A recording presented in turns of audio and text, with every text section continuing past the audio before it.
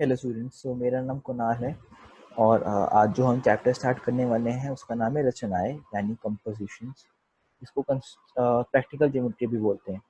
तो इस चैप्टर में हम सबसे पहले देखेंगे कि रचनाएं होती क्या हैं, इसको इसके कुछ प्रश्न कैसे कैसे आते हैं हमारे एग्जाम में और इसको हम अपनी रोज़मर्रा की ज़िंदगी में कहाँ कहाँ यूज़ करते हैं।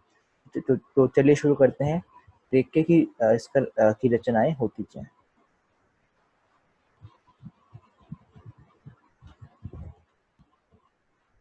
हाँ, तो रचनाएं आपने अगर कभी देखा हो कि अगर एक इमारत है, एक खाली जमीन है, वहां पे सबसे पहले जब इमारत बनने से पहले एक आर्किटेक्ट आता है। वो आर्किटेक्ट एक मैप लेकर आता है जिसको हम ब्लूप्रिंट बोलते हैं। तो उस मैप आपने देखा कुछ ऐसा होता है, उसके अंदर छोटे छोटे ये चीजें होती हैं, ये ब्लूप्रिंट बोलते हैं। तो वो ब्लूप्रिंट कैसे बनाता है? वो ब्लूप्रिंट बनाता है रचनाओं का यूज करके, प्रैक्टिकल ज्योमेट्री का यूज करके। तो हम उसी टाइप की तो नहीं देखेंगे, बट उसका सबसे बेसिक, सबसे सरल रूप क्या होता है वो हम अपने कक्षा 7th के चैप्टर में समझेंगे। तो अब अ, उस नक्शा बनने के बाद उसकी इमारत की कंस्ट्रक्शन वगैरह होती है। तो बहुत ये इम्पोर्टेंट है, बहुत ज़रूरी है कि जो रचनाएं हैं वो ठीक से हो, जो प्रैक्टिकल ज्योमेट्री उसने ठीक से की हो, ताकि तभी उसका नक्शा पास होगा। तो उसकी बहुत ज़्यादा इम्पोर्टेंस है हमारे साइंस, हमारे बहुत सारे बिल्डिंग विल्डिंग बनाने के जो फॉर्म्स में वगैरह वगैरह। तो चलिए अब देखते हैं कि हमारे एग्जाम में कैसा प्रश्न आता है इसका और हमें क्या करना है। तो देखिए, तो इसमें देखिए सबसे पहले क्या होगा, हमें एक वो जैसे आप ये यहाँ लिखा हुआ है कि अगर हमें एक पैमान का उपयोग किए बिना दो बराबर भागों को बांटना है, यानी दो बराबर भागों में बांटना है, यानी एक लाइन है उसको हमें दो भागों में बांटना है और बिना स्केल का यूज किया, हमें सिर्फ एक कंपस और स्केल का यूज करके, ये आपका हो गया स्केल और ये आपका हो गया कंपस, ये यूज करके तो हम कैसे करते हैं। तो सबसे पहले हम सीखते हैं इसके माध्यम से। तो आप देख सकते हैं, जैसे मैं कर दूँ इसको, कि आपको सबसे पहले ए बी उन्होंने दिया हुआ कि 6.4 सेंटीमीटर का आपको स्केल से बनाएंगे। उसके बाद आप कंपास लेंगे और 6.4 सेंटी और 6.4 डिवाइड बाई 2 यानी 3.2 सेंटीमीटर से ज़्यादा इसको खोलेंगे। एटलीस्ट 3.2 और मैक्सिमम 6 भी खोल सकते हैं, तो कोई दिक्कत नहीं। फिर उसके बाद आप ए पे रखेंगे, इसको ए पे रख के इसके ऊपर और इसके नीचे, यहाँ रख के इसके ऊपर और इसके जो कंपास के नुकीले भाग को ए पे रख के पेंसिल से इसके ऊपर और इसके नीचे एक मार्क लगाएंगे। वैसे ही बी पे करेंगे, बी के अपना कंपास रख के इसके ऊपर उसके नीचे लगाएंगे। फिर ये जो आपके दो आ जाएंगे पॉइंट, इनको हम जोड़ देंगे। जैसे ही आप इसको जोड़ेंगे, इसको सी और डी बोल देते हैं, तो जहाँ ये मिलेगा ए बी पे, वही होगा इसका इक्वी डिस्टेंट पॉइंट, यानी ई पॉइंट इसको विभाजित करता है ए बी को दो बराबर हिस्सों में। तो ऐसे ऐसे क्वेश्चंस हमें करने हैं। आप, उम्मीद है आपको समझ आ गया होगा। तो चलिए अब थोड़े बहुत क्वेश्चंस देखते हैं, कि 6 क्वेश्चन हम देखेंगे कि कैसे कैसे आते, किस किस टाइप के आते हैं। तो पहला क्वेश्चन वही जो हमने अभी सीखा है कि 6 सेंटीमीटर माप के एक रेखाखंड कीजिए और उसको दो बराबर भागों में विभाजित कीजिए। यानी 6 सेंटीमीटर की एक लाइन खींचिए स्केल से, उसको हम दे देते हैं ए और बी, उसके दो पॉइंट्स है। उसके बाद हमें कम से कम 3 सेंटीमीटर तक अपना कंपास खोलना है और मैक्सिमम कितना मर्जी, और ए के ऊपर रखकर इसका नुकीला भाग रख के इसके ए बी के ऊपर और ए बी के नीचे एक मार्क लगाना है, जैसे देखेंगे आप।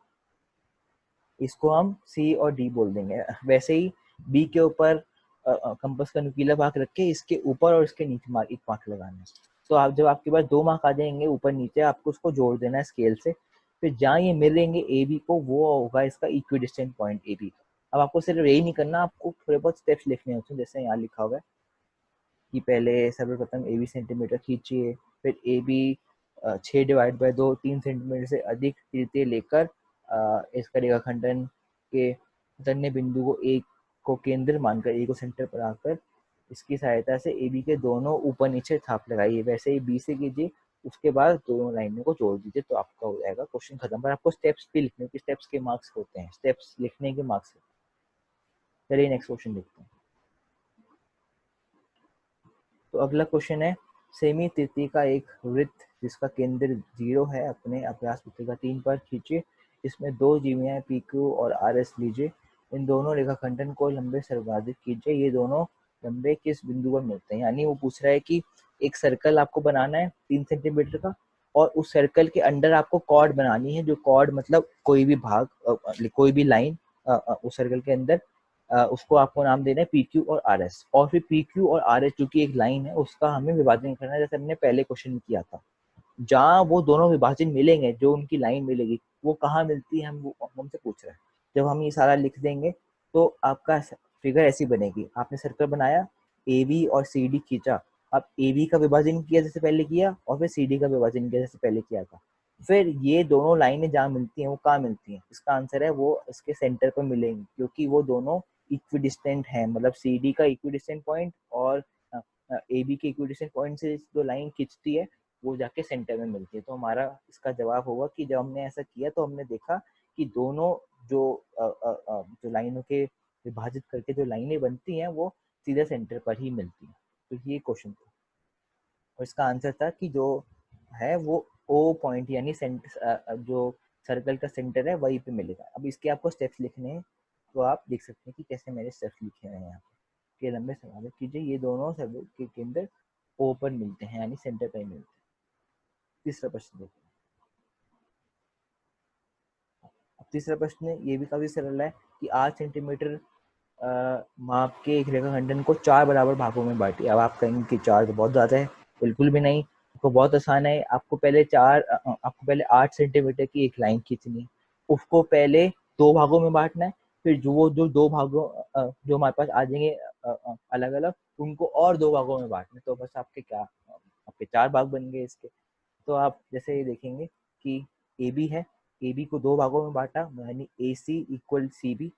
अब ये दोनों सेम है, ए सी और सी बी, क्योंकि हमने कंपास से जैसे बताया कि ए बी के ऊपर रखे, ए बी के ऊपर और नीचे किया, फिर बी के ऊपर रख के ए बी के ऊपर और नीचे किया, जहाँ वो मिले वो पॉइंट सी था। अब ए सी और बी सी दोनों को फिर से वही प्रोसेस करना है, ए के ऊपर रख के इसके ऊपर नीचे, फिर सी के ऊपर रख के इसके ऊपर नीचे, फिर डी आ जाएगा। ऐसे ही सी के ऊपर रख के इसके ऊपर नीचे बी सी के, फिर बी के ऊपर रख के इसके ऊपर नीचे, यानी बी सी के। तो आपका ई पॉइंट आ गया। आप देखेंगे A D equal D C equal C equal E B होगा, सारे 2-2 सेंटीमीटर के होंगे। तो ये भी बहुत प्रश्न सरल था। आपको इसमें एक बार आप लिख दीजिए कि आपने सी पॉइंट कैसे आपने बांटा, जैसे पहले हमने सीखा था। उसके बाद लिख दीजिए कि जैसे आपने ये किए वैसे आप और 2 भागों में बांटेंगे, और आपके जो लाइन है वो 4 भागों में बट जाएगी। अगले प्रश्न देखते हैं। प्रश्न 4 है, पराकर की सहायता से 4 सेंटीमीटर त्रिज्या का एक वृत्त कीजिए। वृत्त पर एक जीवा खींचिए, वृत्त के केंद्र से जीवा के मध्य बिंदु की दूरी मापकर ज्ञात कीजिए। यानी सबसे पहले आपको एक सर्कल बनाना है 4 सेंटीमीटर का। उसके बाद उस सर्कल में कोई भी कॉर्ड खींचनी है, कहीं पे भी। अब उस कॉर्ड का आपको विभाजन करना है। जैसे ही आप विभाजन करेंगे, उसका जो उसका विभाजन करेंगे, वो लाइन जब ओ से टच करेगी तो ओ से लेकर उसके इक्विडिस्टेंट पॉइंट तक की आपको क्या डिस्टेंस है ये बताना है। आपको बताता हूँ कैसे। आपने सर्कल बनाया 4 सेंटीमीटर का, फिर आपने एक कॉर्ड बनाई ए बी। कॉर्ड होता है कोई भी सर्कल में एक लाइन। अब ए बी का हमने विभाजन कर दिया, ए के ऊपर रख के इसके नीचे किया, फिर बी के ऊपर रख के इसके नीचे किया। फिर जहाँ ये एम पॉइंट आ गया, इसका इक्विडिस्टेंट पॉइंट आ गया ए बी का, इसको हमने जोड़ा सेंटर से। और जो ओ एम का जो डिस्टेंस है हमें वो बताना है कि क्या है। अब जब आप ये कर लेंगे सारा, तो ओ एम का डिस्टेंस आ जाएगा 2.4 सेंटीमीटर। बस इसमें यही करना था। कॉर्ड को विभाजन करके उसकी इक्विडिस्टेंट पॉइंट और ओ जो उसका सेंटर ऑफ सर्कल है उसका डिस्टेंस बताना क्या है, उसका दूरी बतानी क्या है। अब देखते हैं प्रश्न 5 ये है कि 4 सेंटीमीटर का एक रेखाखंडन पी क्यू कीजिए, इसके लंबवर्धित कीजिए जो रेखा पी क्यू को बिंदु डी पर काटे। क्या P D equal Q D है? यानी अब पहला पार्ट ये है। फिर पुनः पी डी तीसरी का एक वृत्त कीजिए और देखिए क्या ये वृत्त बिंदु पी और क्यू से होकर आ रहा है कि नहीं। अब देखिए, सबसे पहले हमें पी क्यू करना है। पी क्यू जो कि 4 सेंटीमीटर का है, उसकी एक रेखा खींचनी है। मैं आपको बताता हूँ। पी क्यू खींच दिया, उसके बाद पी क्यू का हमने विभाजन कर दिया, जो हमने पहले सीखा। जैसे विभाजन करने के बाद हम हमारे पास पॉइंट डी आ गया। अब हमें पता है क्योंकि ये डी पॉइंट इक्विडिस्टेंस है, तो हाँ, जो first point of question, first question तक की बी डी इक्विडी है, हाँ बिल्कुल है, क्योंकि हमने इसको विभाजन किया और डी जो है वो इक्विडिस्टेंट है पी और क्यू से। उसके बाद अब इन्होंने क्या बोला है कि आप पीडी को रेडियस लीजिए, मतलब एक जैसे सर्कल बनाते हैं ना, आपको सर्कल नहीं बनाना, पहले पीडी को सिर्फ रेडियस लेना है और उसका सर्कल खींचना है और इसके ऊपर एक लाइन खींचनी है, मतलब उसको कंपास से एक पूरा गोल आकार का खींचना है। और फिर उसने पूछा है,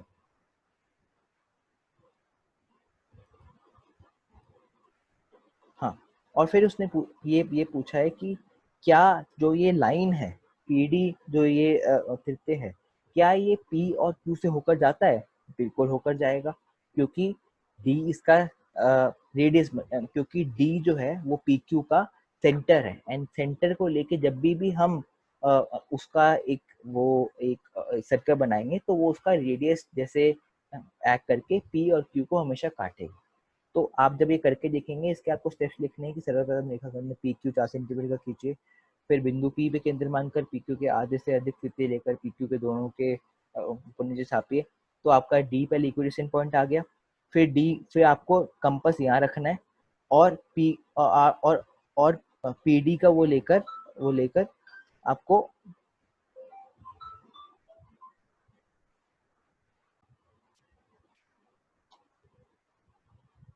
हाँ, आपने जब ये डी बना लिया तो डी और पी पे कंपास खोलकर एक सर्कल बनाना है, और ये उसने पूछा कि क्या जो सर्कल है वो पी और क्यू को काटेगा? हाँ बिल्कुल काट रहा है, क्योंकि डी इसका इक्विडिस्टेंस पॉइंट है, यानी इसका सेंटर है डी। अब नेक्स्ट क्वेश्चन देखते हैं।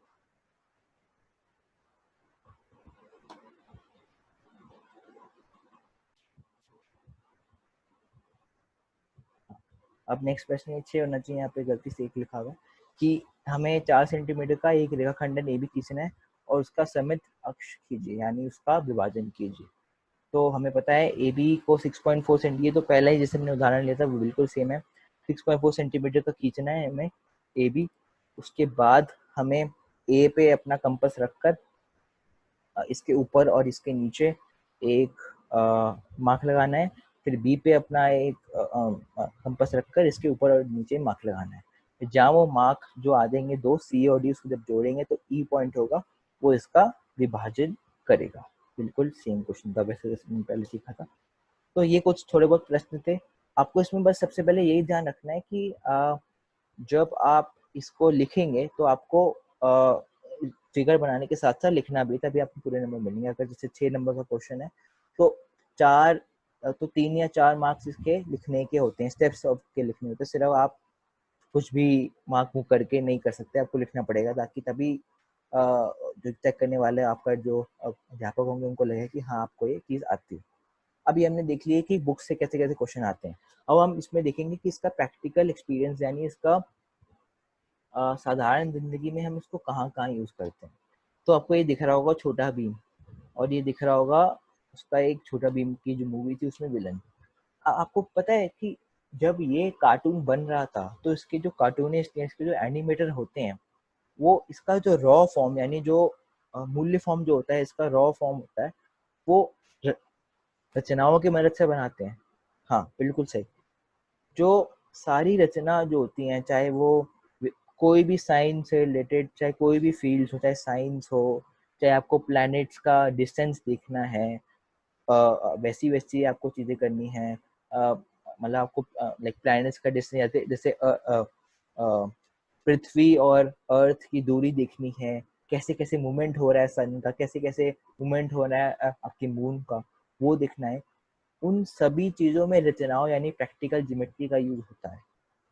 वो ऐसी चीज़ें नहीं करते, ये बहुत बेसिक चीज़ है। आप जैसे जैसे अगर इसको अपना अगर करियर बनाते हैं साइंस की फील्ड में, तो हमेशा वो प्रैक्टिकल ज्योमेट्री का ही यूज़ करते हैं। अब जैसे रॉकेट लॉन्च होता है, अब रॉकेट किस एंगल पे लॉन्च होगा, कैसे जाएगा वो दूर, उसमें कैसे कैसे हमें उसकी कितनी स्पीड होगी, ये सारा हम रचनाओं से ही देखते हैं, इसकी कंपोजिशन से ही हमें पता चलता है कि क्या क्या करना चाहिए। तो तभी ये बहुत ही इम्पोर्टेंट टॉपिक है। अगर आप इसको प्रैक्टिकल या इसको व्यवहारिक प्रासंगिकता से देखेंगे। जैसे आप कार्टून में जो भी आपके टीवी शो, छोटा भीम हो गया, कृष्णा का कोई हो गया, ढोलू पतलू हो गया, ऑगी कॉकरोचेस हो गया, सारी चीजें जब वो बनती हैं तो वो प्रैक्टिकल ज्योमेट्री से यानी रचनाओं से ही बनती हैं। उसका छोटे से छोटा हम वो देख, जैसे अगर बीम यहाँ से उधर गया, मतलब एक एंड से दूसरे एंड गया, तो वो सारा रचनाओं से ही बना हुआ है कि वो कैसे कौन सा पाथ लेकर जा रहा है। वो ये सारा रचनाओं में ही सिखाते हैं, और रचनाओं का उपयोग करके ही बनाते हैं। तो आप आगे जब आप कभी आप छोटा भी देखेंगे तो आपको लगेगा कि हाँ, ये यहाँ पर रचनाएं का इस्तेमाल हो रहे हैं। आपको दिखेगा नहीं, बट जब वो बनता है स्टार्टिंग में, उसके ऊपर उसके बाद रंग वंग डाल देते हैं तो आपको नहीं पता चलता। बट जब वो बनता है वो बिल्कुल वैसा होता है जैसे मैंने आपको ब्लू प्रिंट दिखाया था। क्योंकि अब भीम इधर से उधर जा रहा है तो उसका एक स्पेसिफिक एक ही तरह का पाथ होता है कि वो यहाँ से यही जाएगा। तो उसके लिए वो बहुत जो चीज़ें हैं वो प्रैक्टिकल जो है वो प्रैक्टिकल ज्योमेट्री और रचनाओं का ही यूज़ करते हैं। तो यही था, ये छोटा सा टॉपिक था। इसके क्वेश्चंस आप कीजिए, अपनी एनसीईआरटी बुक खोलिए, उसमें देखिए और इसके और क्वेश्चन ट्राई कीजिए, ताकि और इसको देखिए अपने आसपास के लाइफ में कि कहाँ और रचनाएं इस्तेमाल हो रही हैं। तो ये छोटा सा टॉपिक था। हम नेक्स्ट क्लास में या नेक्स्ट वीडियो में और कोई टॉपिक देखेंगे। तब तक के लिए थैंक यू सो मच।